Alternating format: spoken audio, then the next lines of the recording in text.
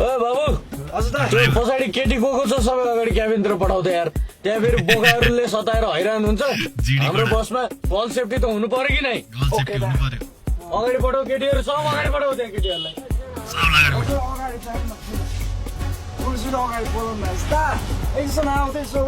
ल ल सन्चै चलाऊ है एकछिन बोलाउ न है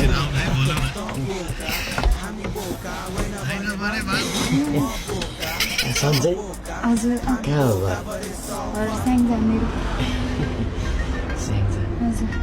राम्रै रहेछौ नानी तिमीलाई भाडा फेरि भयो है कसैले माग्दैन कान्छ एकछिन चलाते बस ल ल फोन भरि स्क्रोल गरी केटीको नम्बर रातभरि गफ गरी मेटियो हङ्गर खस्किने नियत मेरो मस्किने उमेर छ पस्किने ल ल कान्छ म चलाउँछु ल झर्दै भन्नुभयो ल